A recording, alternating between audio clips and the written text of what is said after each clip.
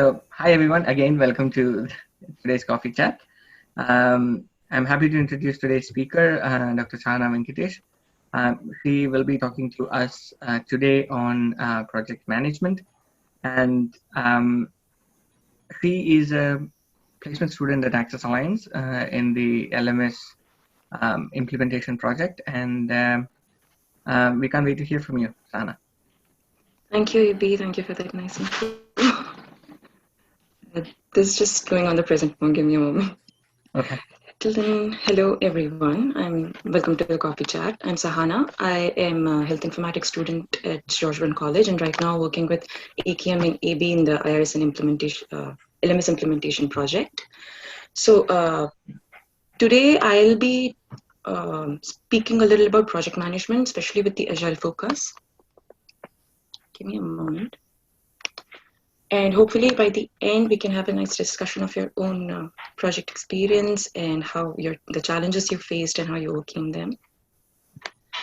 So we are also planning on preparing a course for the LMS related to project management. So hopefully this will be a nice introduction for that as well. What is LMS? Learning management system.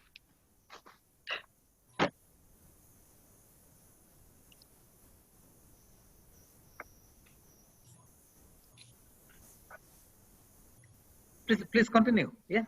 Yeah, it is. I don't know. It's not moving further. That's the Sorry for bothering you at the beginning, but because many of the people don't know, including myself, I am a illiterate on this language, LMS. So please, if you can explain, then people can enjoy better. LMS is learning management system. It's something like an online portal where you can learn, upskill, and develop your present skill and learn new things as well. It can be organizational, it can be your own individual effort. Anyway, it's a online learning portal for you. So, starting with the introduction, what I'll be presenting today would be a brief introduction on what project management is, its phases and knowledge areas, the methodologies, including waterfall and agile. Then we'll go a little bit more into detail about the agile approach, and then I'll conclude, and hopefully we'll have a nice discussion. Starting with the intro, what is a project? Project could be anything which is temporary and unique endeavor. Temporary in the way that it has a defined beginning and end, and therefore has defined scope and resources allotted to it. Then unique in a way that it's not a routine operation and it has specific operation designed to accomplish a specific goal. Not all the team that works in a project has to have worked together before. It could be independent or it could be dependent on certain things. Then project management is application of the knowledge and skills, tools and techniques to carry out this project activities to meet the whole project requirement. So project can be anything ranging from construction of a road to implementation of a software or development of a hardware. All of them will involve certain steps and certain team working towards achieving the end goal.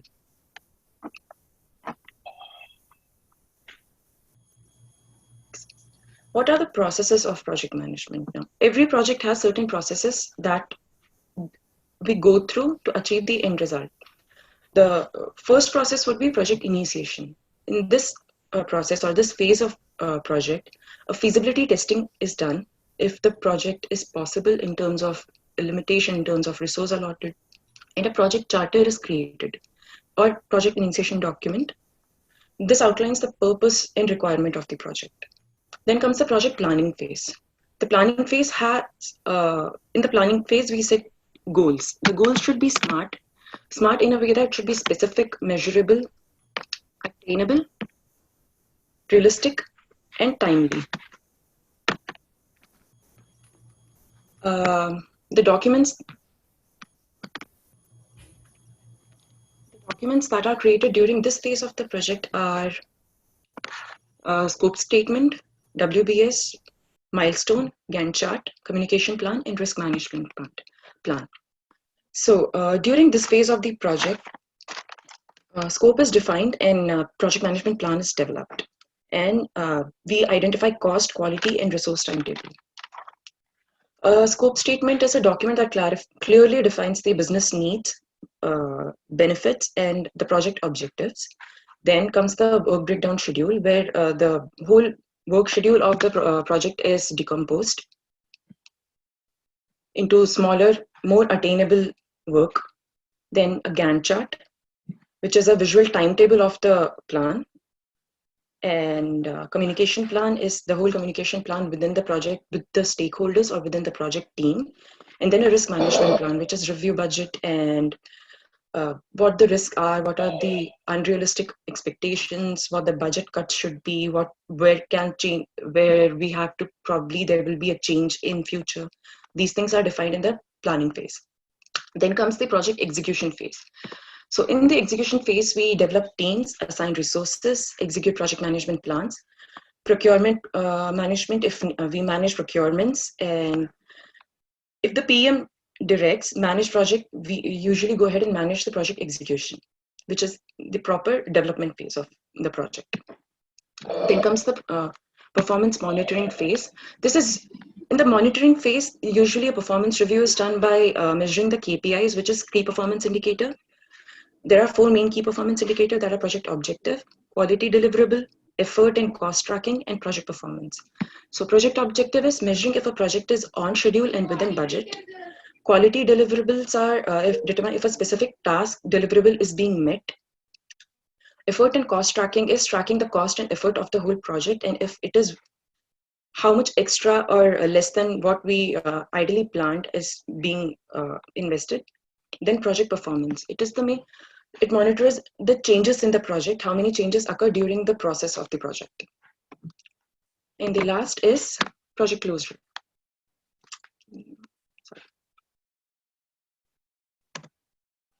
Yeah, this is where the project is terminated. The whole team is recognized. A meeting is done regarding what was attained, what were the backlogs, what were the issues regarding the project, and any leftover part of the project is completed with the team. Going ahead. Now, there are 10 knowledge areas corresponding to the project. I won't be going into details of them because clearly project management is a very vast field and we don't have that kind of time. I'll be just talking about what they are. So the 10 knowledge area consist of the integration management, scope management, schedule management, cost management, and quality management. As the names are self-explanatory, integration describes the integration of the project, different plans. Scope, schedule, cost, and quality are actually self-explanatory. The quality and cost of the project is managed, schedule of the project is managed, and in scope management, a scope is outlined. Other knowledge areas contain resource management, communication management, risk management, procurement management, and stakeholder management. Now going ahead, we'll look into the methodology. Waterfall methodology, which is ideally a traditional methodology which most organizations use. It is a one after other method where each process comes after the completion of the previous process.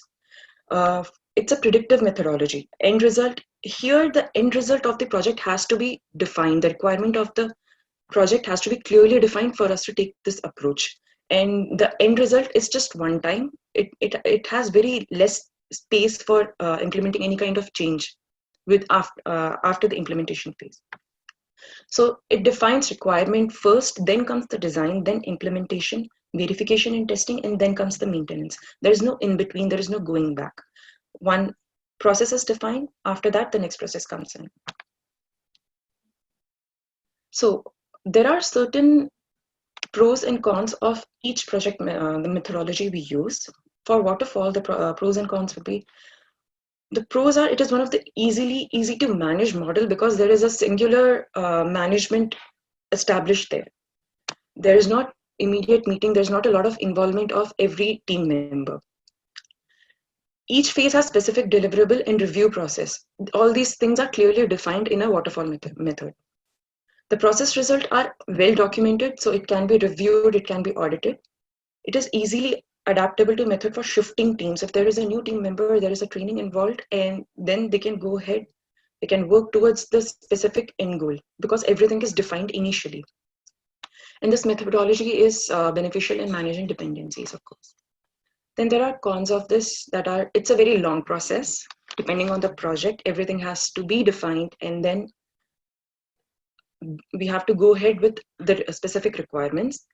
It is not an ideal model for large project, since with large project there will be more time and investment, and therefore increase in risk because it's not very adaptable to change. The requirement is not very clear in the beginning. It is less effective. It is very difficult to move back in this method, like I mentioned earlier.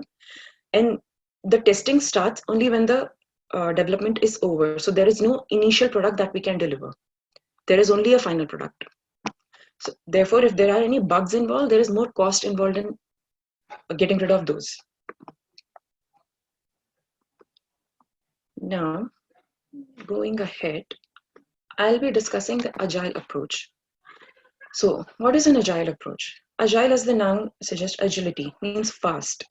This is a more adaptable approach, adaptable to changes. It's a fast process, and it works in an iterative and incremental way. It is an iterative approach to project management and software development. It helps team deliver value to their customer with faster and fewer headaches, as in there are lesser roadblocks in terms of implementation. Instead of releasing everything in a big bang as a final project outcome, we deliver everything in small increments. We plan requirements, there are results, the results are evaluated, and then the part of the increment that is released is after the testing. So with each result, it is a final product on which we again build the next requirement. Now, there are few values that the Agile Manifesto was built on, which is individual. It says individual, just a second. Yeah. So individual interactions over process and tools. Here, instead of processes and tools interacting with each other, individual interact. There is more clear communication in terms of team, in terms of stakeholder. Working software instead over comprehensive documentation. So after each release, a working software is presented to the stakeholder. They can review it, they can give their feedback, and other requirements are built on top of that instead of comprehensive documentation on the requirements, what is required at each stage. Then comes customer collaboration over contract negotiation. Of course, here a product owner is directly involved with the customer. They are constantly taking the requirements, feedbacks. So the whole team tends to be in touch with the stakeholder, with the customer, over just negotiating over a contract. Then responding to change over following a plan. So Agile is more adaptable. It's built mostly on adapting to change instead of defining a set plan and following it through. This makes it easier in long term and less risky in terms of if there is, market is changing, right? If there is something new a customer want, you can actually build something on top of what you already have. So Agile Scrum framework. Scrum is also a framework which is based on Agile philosophy. It's a methodology that allows the team to self-organize and work towards a specific goal. So how the framework works? Here we have a Scrum team. The Scrum team has a product owner, the development team, and the Scrum master. So the product owner takes input from the customer. They manage their manager, executives, and team, the whole customer. What he does is he prioritizes all the requirement based on the customer requirement. Then he puts all that in the product backlog. The product backlog is completely managed by the product owner. Then there is a sprint planning meeting where the whole team gathers and decides what their required time and required effort will be for completing these tasks. Based on this, they pick user stories from the product backlog, and a sprint backlog is created. So a sprint is planned, which usually is from 1 to 4 weeks, ideally 2 weeks, and the user stories in the sprint backlog has to be finished within that one sprint. At the end of the sprint, a working product has to be delivered. The sprint end date and the deliverable does not change. So After each sprint, a sprint review meeting is done, a finished work is delivered, and a sprint retrospective is done after a few sprints.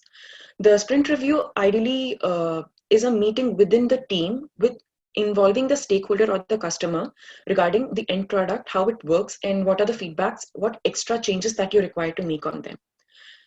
And sprint retrospective is, let's say, overall meeting within the team about what went wrong, what worked for them, etc. Within the sprint, there is a sprint stand-up, a daily stand-up, where the team meets and is responsible for delivering, talking about the work they have done till now, how much they have left, and everything is discussed with the Scrum Master and the product. This happens every 24 hours. Now we'll go a little bit into detail of the teams and what the products, what the artifacts are, and what the events are. So these are some of the Scrum artifacts. These include product backlog, sprint backlog, and product increment. The product backlog is an ordered list of everything that is known to be needed in the product. It is a single source of requirement for any changes to be made to the product.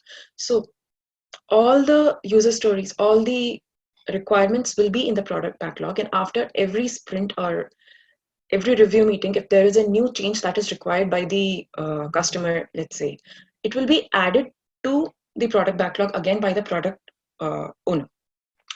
Then comes the sprint backlog. The sprint backlog is a set of product backlog items selected for one sprint, plus a plan for delivering the product increment and realizing the sprint goal. So a sprint backlog has just the user stories that are limited to one sprint, that are selected within one sprint based on the time and effort needed by the team.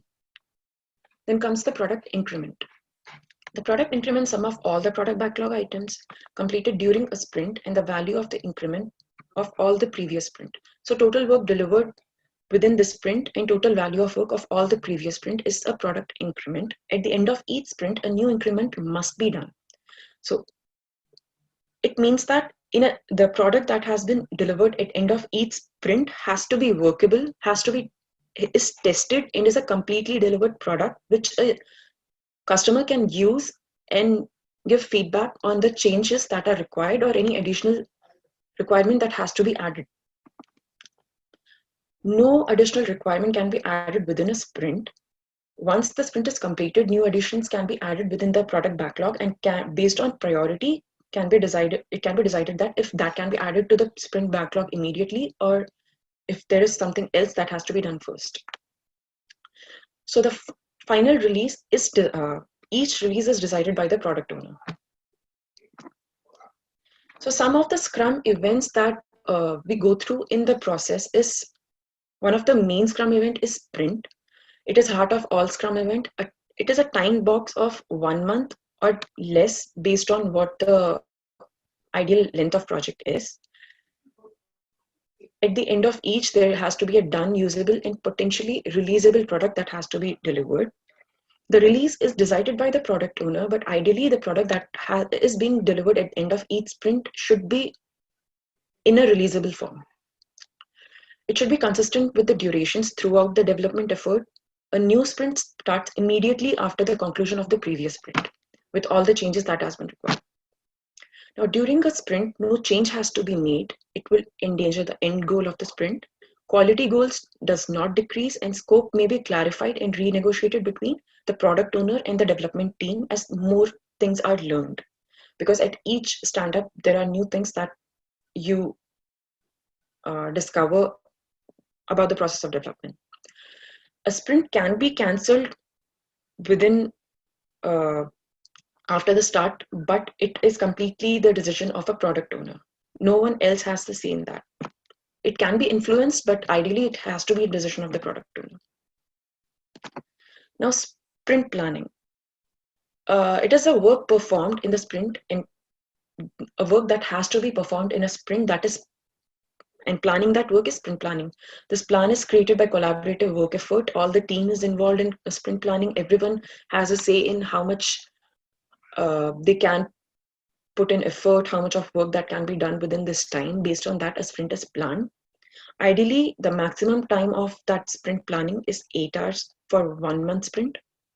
And it answers the following question: what can be delivered in an increment resulting for upcoming sprint, and how will the work needed to deliver in that increment be achieved?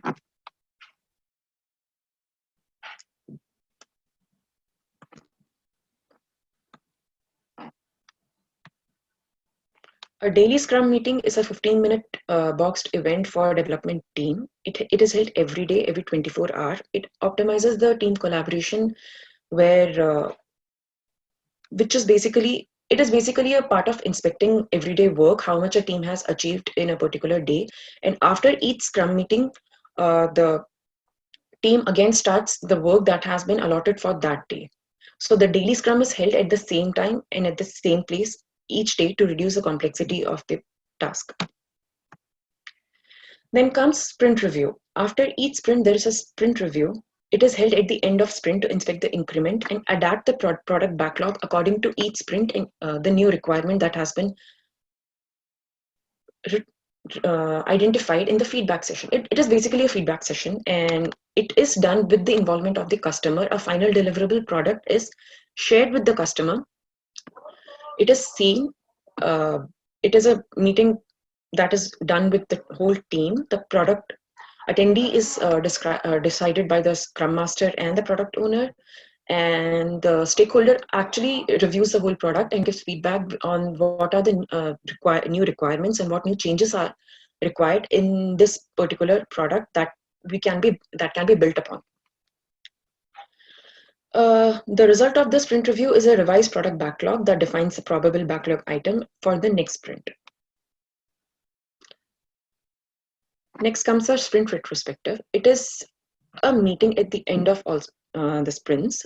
It is an opportunity for the Scrum team to inspect itself, create a plan for improvements, and to be enacted during the next sprint. It is a place where the sprint team can actually decide any issues they had during the previous sprint, if that can be resolved, and how it can be overcome in the next sprint, so we can optimize each sprint as we go. It occurs after the sprint review and before sprint planning, and this is mostly 3-hour meeting for 1 month sprint.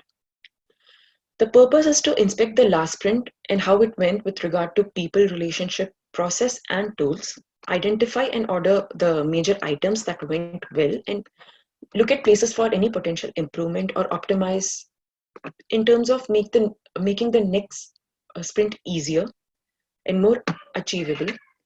And next is create a plan for implementing improvements to the way the Scrum team does its work, which is improving their work. So these are some of the ceremonies that we go through in a specific process of Scrum. Now we'll be going through the Scrum team. Some of the Scrum team individual involved are the product owner. The product owner is responsible for maximizing the value of product resulting from the work of the development team. He's responsible for the final product. He is responsible for managing the Scrum backlog. He's responsible for release management, which is the final decision of the release of the product is upon the product owner. And then he's responsible for stakeholder management. Product owner is the person who is directly involved with the customer or the stakeholder in terms of getting the requirements and filling that in the backlog. It's kind of way that for example, product backlog is a bottle filled with water, which is requirement. Product owner gets the requirement, pours it in the backlog. From there, there's a meeting, the sprint is planned, and the required sprint is poured then into the glass, which is our sprint backlog. So he's one person not a committee. The product owner is the sole person responsible for the product backlog, and those wanting to change a product backlog item, for any kind of change in the product backlog, he's the contact person and he's responsible for any kind of change, and he's the go-to person if there is anything related to any kind of change is required. Then comes the development team. The development team consists of professionals who work towards delivering a potentially realizable increment of done product at the end of each sprint. It doesn't necessarily have to be a developer or an engineer. It could be a designer. It could be a writer. So this team is self-organized, has to be self-organized. It includes design, development, user experience, testing, and delivery.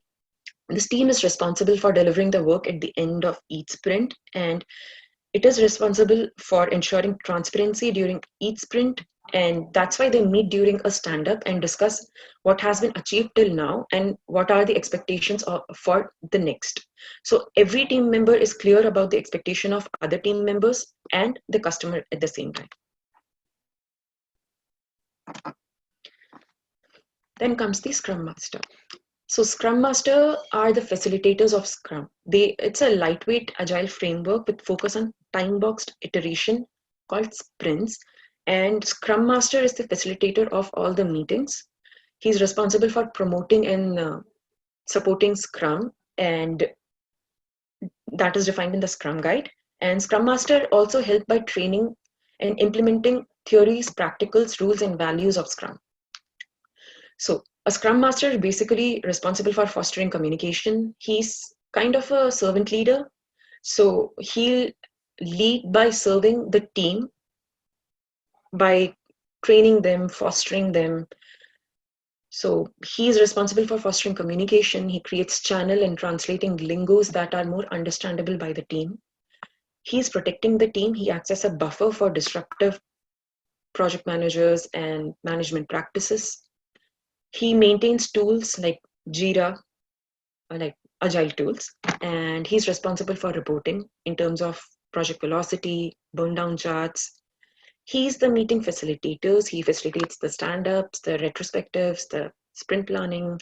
He is basically an agile coach. He does coaching at one-on-one level as well as an organizational level in multiple projects. He supports the team for settling disagreements to coffee runs, and he is the remover of all roadblocks. He has Scrum Master is the person who ensures that there are lesser roadblocks in terms of project implementation, project delivery on increment delivery on time. Next, so going ahead, let's look at some of the advantages that Agile in itself has. So with Agile, we can deliver better quality as discussed earlier. At end of each sprint, there is a product which is delivered, which is actually developed, tested, and which is given to a customer to try and give feedback. So end result is the quality of the product is improved because of all the testing, that end-to-end testing that's being done. Then another advantage is risk reduction. So since the team or the product owner is directly in constant contact with the customer, there are less chances of failures. The requirement gathering is constant at each step. After each sprint, there is a requirement gathering session. There's a feedback session where changes are given in the product backlog, and from there, these changes can be done again on incremental level on top of each release. So this makes Agile more adaptable to change. So at the end, if the market is not the same and the customer wants something else added, there is always space for change, for additions. This makes it less prone to risk and more adaptable project in terms of time and investment also. So with Agile, there is transparency and communication. So expectation within a team is clear. Communication is clear and easy to follow, and there is simplicity within this. There is customer satisfaction. So in an Agile approach, customer is part of the project through the project owner. So there is a constant customer feedback. This way, all the customer requirements are implemented within the product till by the end. And of course, Agile is fast, as the name says, so there is a faster return of interest. The features are delivered a little sooner. Now, going ahead, there are also some disadvantages to Agile, including team size. So, Agile is not suitable for larger teams since there's a lot of back and forth involved, there's a lot of meetings involved, and for easier, transparent communication, Agile is, which is a little bit not clearly possible in a larger team. So, Agile is more suitable for smaller teams. Then, effort. There's more management effort required for monitoring and control activity, as there's, as discussed earlier, there are a lot more processes involved within an agile process, and there are multiple stand-ups, multiple meetings, multiple releases. So there are multiple monitoring and control activities involved. It is more prone to change. Then skill. As compared to waterfall, a little bit more experienced and skilled team is needed to work in a agile process. Now, going ahead, I would like to conclude that all projects are different and not one size fits all. So a variety of methodologies are available, including Kanban, and then there are a few methodologies that are hybrid. So usually in a lot of organizations, there are a lot of hybrid methodologies that are being used to fulfill project-specific needs and to, of course, cement all the loopholes or disadvantages at the same time, leveraging the advantage of each methodology to fulfill or reach the project goal or timeline within the defined time and available resource and cost.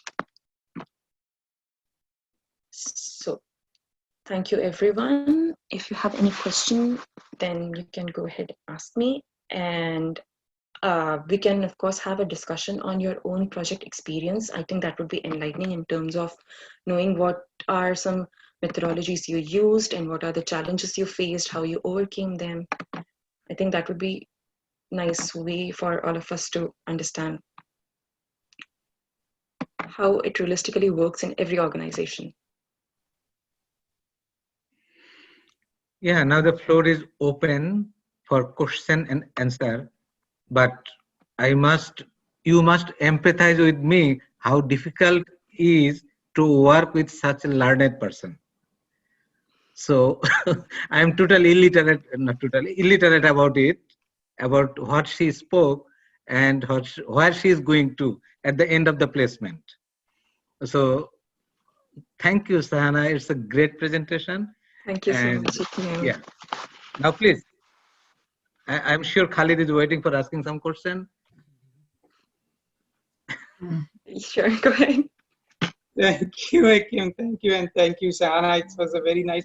As Akim said, I'm also very novice in this, but I'm very much interested in project management. So my question would be very basic, maybe, but obviously for people like me, we are always go for basic questions because we are very new to this project management. So what I want to ask is, like, when we were going through with project management, there is one thing which we come across, that there is for each and every project management there is a project manager who is going to look after all that stuff. So when I was going through with your like agile type of project management, so I come across that there are two people who were looking after everything. One is the your product owner, and the other one was the Scrum maker or Scrum master. Sorry. Yeah.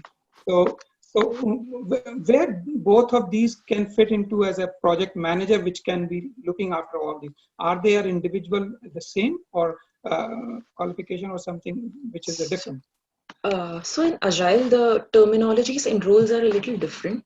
For product owner, kind of both are leaders, but the difference is product owner is someone who is directly in touch with the customer, taking the requirements from them and then delivering it in the backlog where they can meet up with the team and describe everything to the team. He's kind of a translator as well, and he's the one who is responsible for the whole product backlog. He's the one responsible for all the requirements and how what the priorities of those requirements are. So he's a leader in that way. The Scrum Master is kind of a servant leader. He's the one who is continually motivating the team, removing any roadblocks within the team, removing any kind of, he's facilitating all kind of communication. He's like a, you can say, a glue that holds the team together. He removes all the roadblocks and facilitate communication within the team. And he's also responsible for training all the project, the whole development team, all the project team in the Scrum methodologies, about taking sprints, about the timeline. He's responsible for all of that.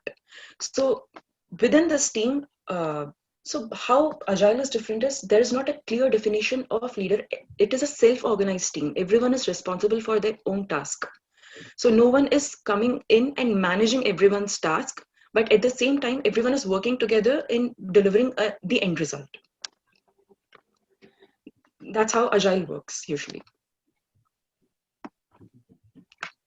Can I add something over here, Sahaana, if you allow me to do that? Yeah, sure. So, I mean, the word facilitator, it is actually a Latin word that means Can you facilities. tell your name, please, first? Sure. My name is Radhika. I'm a project manager working with a pharmaceutical organization. I just wanted to address the previous question. So the word facilitator has been derived from a Latin word which means making things easy. So it is derived from the word facilis. What I want to say is that in agile methodology, project manager is resonant to Scrum Master, and in traditional, I would say the predictive model, that is the term we use as an industry standard is a project manager.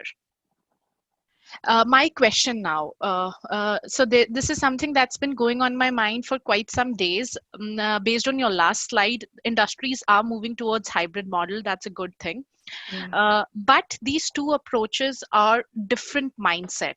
So I want to understand, with the same set of stakeholders, how can you run two different mindsets? Because in my experience, I have never come across any hybrid model yet, though there are lots of talks, lots of seminars around this. So if anybody can address my question that, how does hybrid model fits with the same set of stakeholders, not different teams? Thank you. Thank you. Has anyone worked with a hybrid methodology, or is it kind of something that is being talked about and not done in your personal experience? If you have any experience with hybrid, just go ahead and. Can I add something there?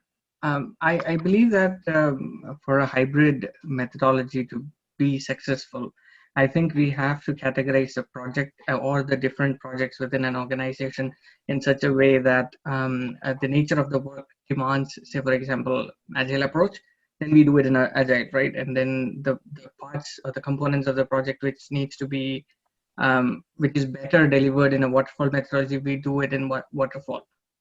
So, and at the end of the day, if we somehow orient the entire psyche of the organization to getting things done as soon as possible, then that would resonate with the stakeholders, and then we can pull the entire project off. Does that make sense? Yeah, I mean, I can definitely resonate with the thought, but the only doubt that has been continuously haunting me is that in a single program or in a single project, even wherein we have the same set of stakeholders, it is very difficult to align the vision of the team, wherein you focus on documentation in one direction and immediately you switch over to, hey, we don't require much of documentation. So, that division of thought, I just wanted to understand how professionals are accomplishing. Actually, I don't have any expert opinion, but what I'm learning from this from a recent workshop from Lean Six Sigma, because I am trained there, that this transition from one to another or to a hybrid is not uni-prescribed. That is prescribed for every organization, and there is no single definition or single way of working that way. And so that I know about it, but what the Scrum Master Program, they advise us at Lean Six Sigma that you should be careful about the expectation of the stakeholders, about the expectation of the management, whether they have the capacity to go there, whether they have the desire to go there, whether they want to be part of this hybrid model. Because once you have hybrid model, you are losing some basic original model.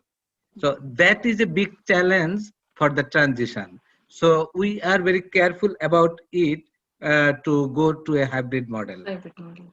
Yeah. So, sorry, my ignorant opinion. No, I appreciate every input. Thank you so much. May I ask a question? Yes. Sure. So I come from working on project management, but from humanitarian background. So can you introduce your name so that? Okay, so so my name is Gamechu Abeshu. I am a placement student at Access Alliance, working with AKM. My question is, and thank you for a very nice presentation, by the way. I am also new to some of the approaches that you're discussing. My question is, so for instance, in the humanitarian non-profit organizations, project management tend to be more less flexible because oftentimes funding is restricted. So you operate with a very restricted funding and time period. So you have a little bit of less flexibility, so to say. How do you think the agile approach fits with project management in such realms, as opposed to project management in the business world, for instance, where you have your own R&D, your own funding source? There is a room for a bigger flexibility, so to say. So, and this also resonates with the question of the hybrid model. When we say hybrid model, because these two approaches emanate from a totally different source and mindset, so to say. So when we say hybrid, it's about bringing together very far polarized positions into one room. Thank you.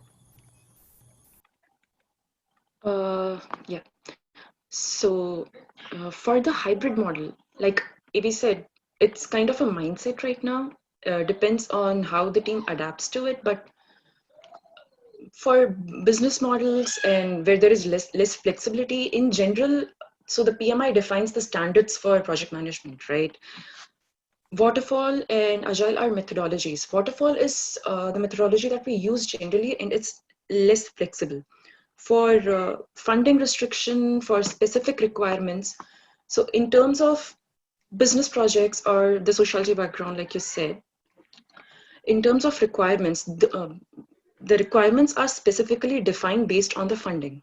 So in that case, we usually go ahead with the waterfall method, that we have we know what we are going to implement. We know what the end result is, what we want to achieve in terms of business projects. That's my opinion. But anyone who has had experience within that realm can go ahead and answer if you have any experience working with business projects. And Sahaana, can you please explain or reiterate the question? I want to understand what we are looking at. okay, so he basically, I think, Yamchu, you did ask, right, in a business project kind of scenario where the funding is restricted and everything is less flexible, what's your take on the methodology, right? Yes, in a way. So I'm saying that these two methodologies seem to operate in different fields. Yeah. So my experience is more from non-profit organizations background, where you have less flexibility because you operate with funding from another third party and with a definite time period, so to say. So how do you think of the relevance of the agile approach under such context? And the second part, which relates to the first question, is the issue of hybrid. How do you put together two methodologies which seem to come from a different mindset, a different positions, into one? That's a question. I don't know if you understood me, but Yeah, I can get it. Sahaana, can I contribute to this question? Yeah, sure, definitely. So I believe let's take the first question first. In both the cases, the initial effort in scoping up what is required is essential, be it agile, be it hybrid, be it predictive, adaptive, anything. So now it lines with the funding that you are sharing, or I mean, your focus is towards the funding piece. So whatever has been finalized in the initial product backlog or in the statement of work, that should be in cognizant with the fund that you have. Definitely you can have a contingency reserve, you can have a management reserve that you can look ahead to, but the concept of finalizing what is the expectation of the stakeholders needs to be done in the initial phase. That's my answer to the first question. You were referring more towards agile approach. So even in agile, your initial product backlog needs to be defined. Now, since it's an adaptive model, there would be definitely chances of scope creep. All you can do is you have to keep on prioritizing the activities in the sprint, at the same time controlling your initial list of feature requirements in case you're building a product. Now, answering to the hybrid piece, even if you are using multiple methodologies, again, it boils down to budget your project and also track the actuals. So how you can keep a track on that is, if you're going over budget, you should have a baseline in the initiation phase itself, and you should track your actuals against your baseline funds that you had. So irrespective of the methodology, your initial statement of work or product list has to be finalized. I hope I was able to do little justice to the question. That made sense, yeah. Not little. If it is the little, Yes. what is the great? That's a very generous response. Thank you, Radhika, for that. Thank you, Radhika. Are there any other questions? I had one more in my mind, if I can throw it on the table. Yeah, sure. So this is with respect to vendor management, wherein we are engaging with multiple partners, different vendors. The problem that I've seen in my past experiences with the vendors, wherein the bulk of work is not humongous, it's less. They tend to take you as a small fish, in a bigger tank, and the commitment isn't there. So I just wanted to understand what can be the tricks of the trade wherein you can have the same level of commitment from the vendors, even for a smaller chunk of work wherein they're not getting the maximum buck out at the day.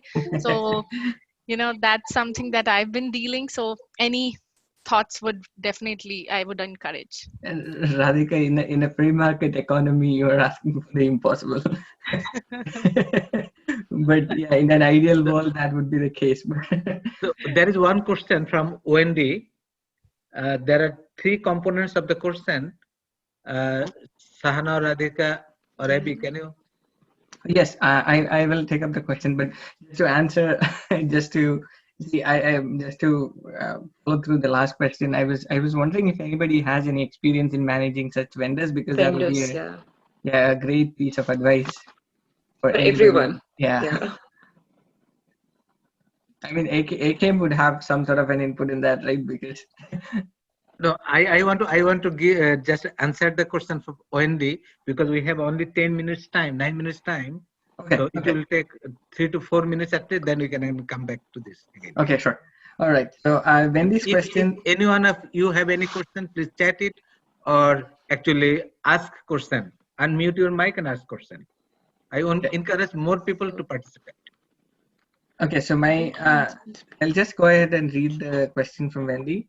So the question has, as AKM said, three components. Is the sprint project management concept and software in business? Do you have any experience in project management in research area? And the third part is the product owner the project manager, and also is the scrum master the project coordinator? So Wendy, sprint is something within a agile model. it's a time, it's like a run given to each increment of work that is decided within a time. For example, 2 weeks, this work will be done. That is the timeline, that is the sprint. So software in business, yeah, it could be in business as well as software. Do you have any experience in PM in research area? I have some clinical research experience, clinical research background. So project management in research is a little different. It doesn't, there's a lot of regulatory and let's say privacy issues involved, confidentiality issues involved. It's a different, I feel it's a different approach. And is the product owner the project manager? Like Radhika said this earlier, Scrum Master is someone who resonates with the project manager. He's like a similar role. So I hope that answers your question.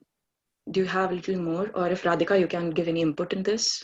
You're in a pharmaceutical, right? So is it related to research or? Okay, so I'm an IT project manager. I would be able to comment more on the sprint piece and more towards the Scrum Master's role. So again, Scrum has been in the system since 1990s. It is not something new that we are exploring today. It's just that this methodology became it got its wide usage across multiple industries, and most of the corporations started incorporating this methodology. So please don't consider agile something reinvented just an year ago or a couple of years ago. It's been there. Now on the Scrum Master question, yes, Scrum Master is a replaceable word for project manager, but the responsibilities differ in both the methodologies. As Sahaana mentioned, that in Agile, we have self-organizing groups. The commitment from every individual is seeked at every instance. It should be there imbibed in yourselves that, okay, you have to deliver this sprint. It is a 2-week sprint or a month sprint. And another case wherein we have the non-predictive model. In that case, the project manager has a different vision and a different responsibilities altogether. He's responsible for, adhering to the statement of work, delivering a project charter, effective stakeholder management, risk management, scope management. So the plethora or the thought process is same. But the only difference is that you are using the terminologies like servant leader, you're using terms like facilitator more in Agile. And for any individual who is passionate about project management, I think there isn't any good or bad approach, or there isn't any better or worse approach. It is just how your organizational culture is built at the end of the day. Are they aggressive? Are they having continuous customer engagements day in and day out? Agile is the way to go ahead. But if you're talking about infrastructure programs, server migrations, you're talking about having new IBM technologies, then you have to rely on documentation. You have to rely on contractual obligations. So in that case, the non-predictive model is your way ahead. That's all, Sahaana. Thank you so much. Thank you so much for your input. It's really valuable. I remember my college days, by the way. I was a passionate presenter. So, I'm taken back in my memory lane. Thank you so much, Sahaana. It was a great presentation. Thank you so much. Is there any question? We have few more minutes, 4 more minutes. So at Access Alliance, we practice, I wouldn't say it's a hybrid model, but it's a modified model. We have contracted a black belt trainer, black belt holder person for the quality assurance of our products, that is our performances. Performances here is product. The policy positional statement was that we were struggling to increase our cancer survival numbers, cancer screening numbers. We are struggling over years. So we decided to contract a third party. So we hired a director for third party who works outside the organization as the Scrum Master. meaning that as the quality master, as the uh, she decides and she advises. Cliff Lados, who is the director, additional executive director, is the project manager for all those pieces. And I am the owner, and Miranda as well, we are the owner of the quality assurance component. So that's how the team is started. So that external director, who is a black belt person, she asked for data, engage the team, do some quality exercise with the whole team, with expectations, with all those models, and we could come up after 3 years. We are this is an ongoing project. After 3 years, we could come up with improved numbers. We could visualize our numbers. We could increase the numbers. And so this is not a typical agile process model, but we are adopting some part and we are adjusting some component based on our funding opportunity. That again, the funders. Funding is the big thing. If we go for strictly for one model, then if our funder, we can make our funders happy. So this is our practice experience. Thank you. Abby, you want to say any complimentary words or any concluding words? No, thank you, Akem. I believe it was a great presentation. Thank you, Sahaana, for your interest in the topic and your interest in presenting this. And thank you all for attending. Thank you for the interesting questions, and a special thank you to Radhika for her inputs in this. And we are sure that her experience would be a great asset for IRSN going forward. And for everybody else, thanks again for tuning in for another coffee chat session. And we hope to see you all on the next one. And we are hoping to see Radhika as the presenter in the next session. We are hoping. Sure. This is not a pressure. This is we are hoping. Yeah. I would definitely get in touch. Thank you so much. And I wish everybody a lovely weekend. Thank you very much. Thank you so much. Thank you, everyone. Thank you.